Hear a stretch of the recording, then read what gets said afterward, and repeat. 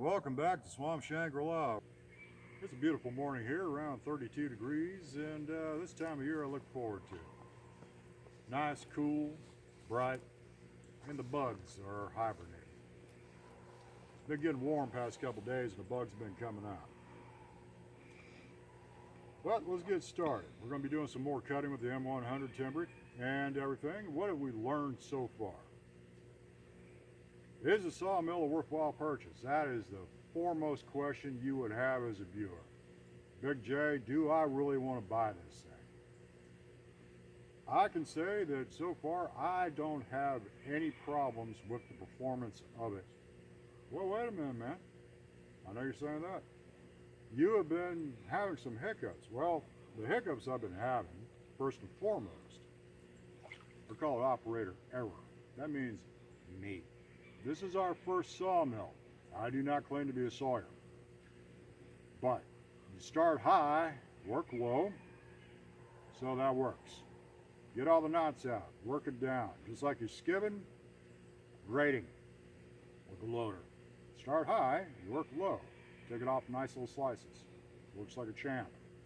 You saw that when we were messing with the second log yesterday. It worked out very well. But what about that blade that keeps vibrating? Well, yes, that is an issue. That could be rectified real quick with putting a backup nut on there. And I plan to do that. I don't like babysitting things. I don't think many people do. But what about that 2x4 in the offset? Agreed. That is a little bit of a headache. But if I'm just putting a 2x4 there, or I put something else there, maybe a little bit higher, 2x6, whatever. As long as it doesn't interfere with my cut, I think it'll work out like a champ, in all reality. Well, what about that clamp style bracket that you didn't like? Well, you're right, I didn't like that. Be buying another one. Hey Ben, things will be set. Next question you're probably asking is, what's the overall investment in this adventure?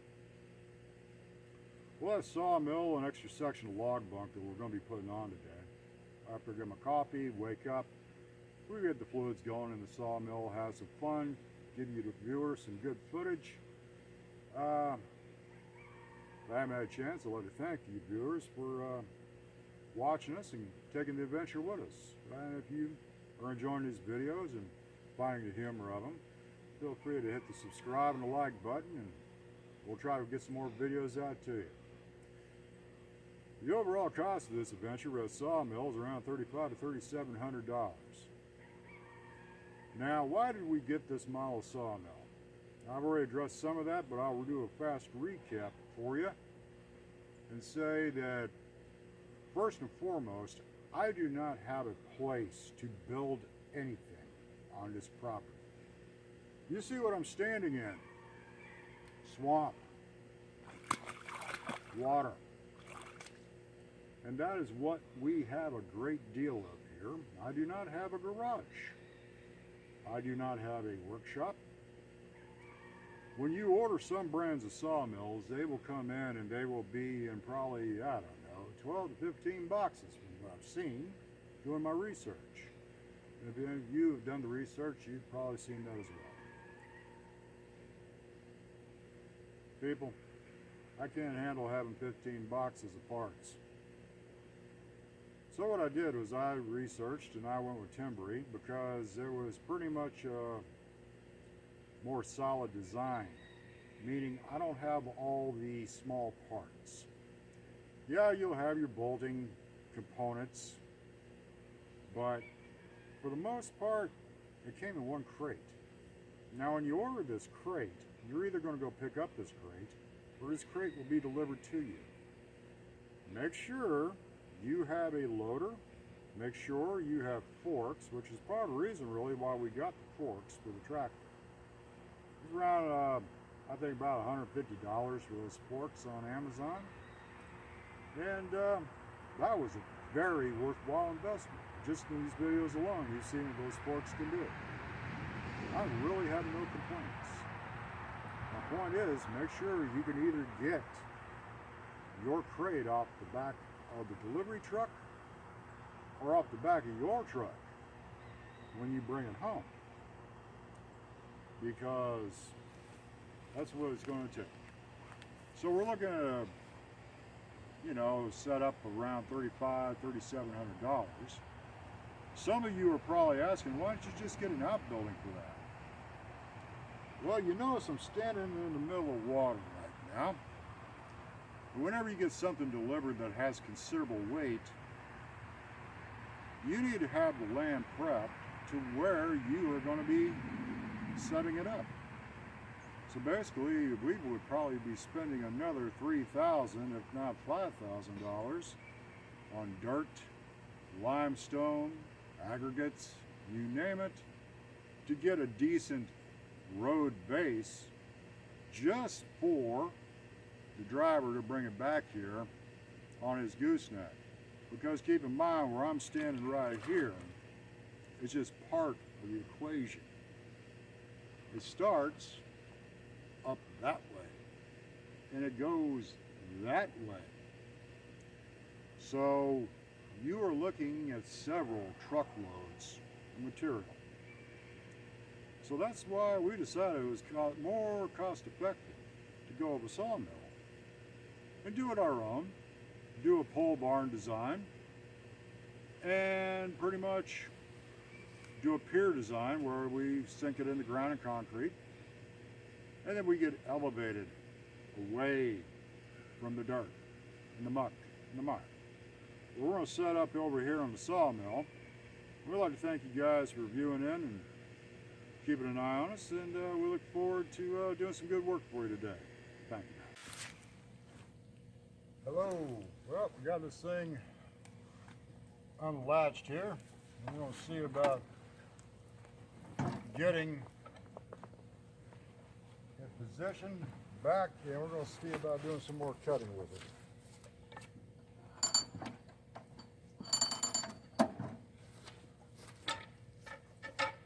That's what's on the agenda for today.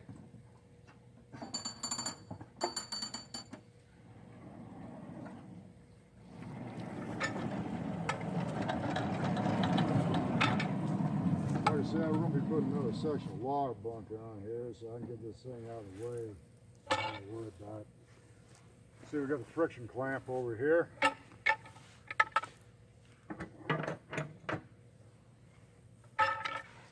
The design holds weight. As far as a friction clamp, I understand why they use it sometimes, but as far as for actually workability, it's not a good design. So we got the back stops up, got the board out of the way so it doesn't bind up. We're gonna go ahead and see about getting this thing positioned to where we could do some more finish up cutting.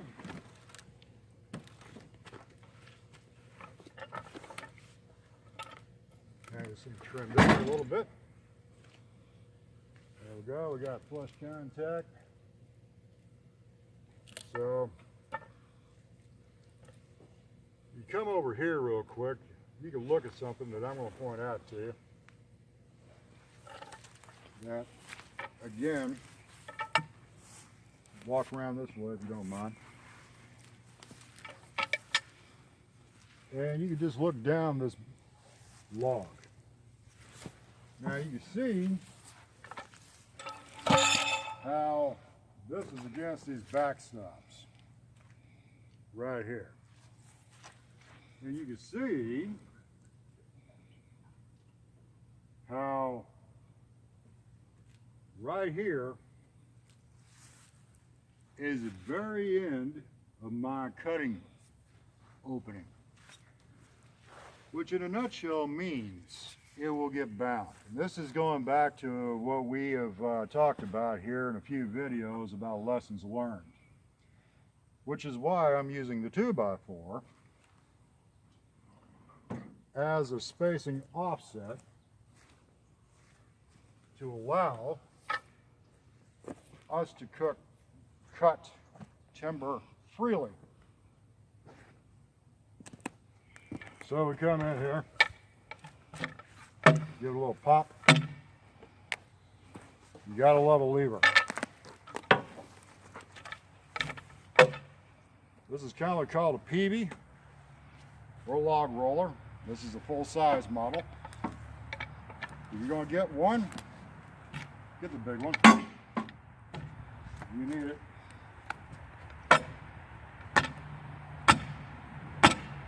It's made out of aluminum. Wouldn't advise getting a wooden one. Sometimes don't last the test of time. You come right here. If it looks like I'm catching a lot of flack of this thing, again, we're working in mud and mire. So now we come around to this other side.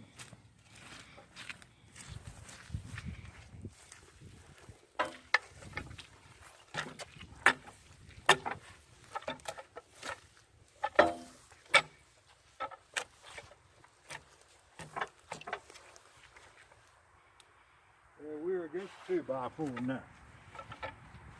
So now we're going to drop these down so they don't get involved in our cutting surface.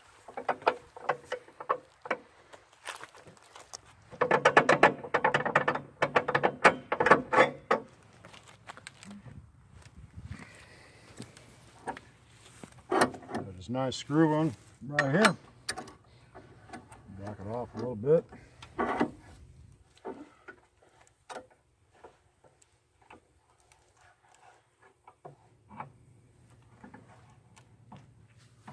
Snugged up. Now we're going to walk down right here to the friction.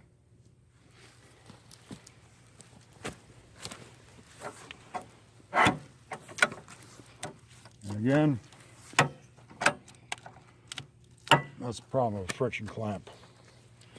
There's no more friction there. It doesn't want to work. First crank of the day.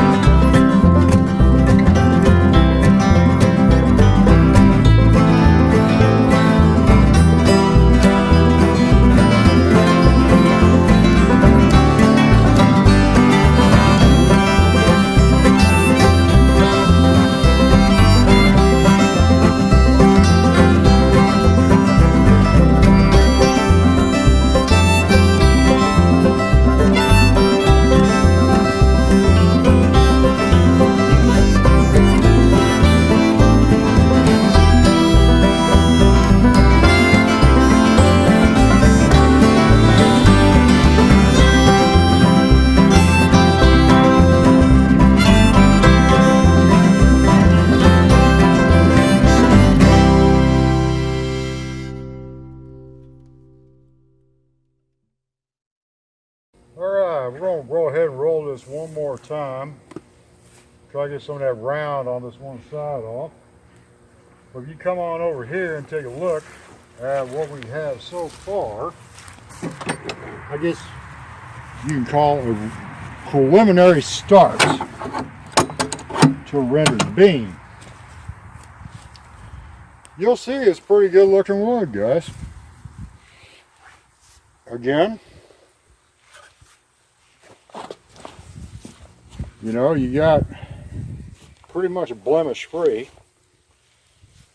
It's pretty smooth overall.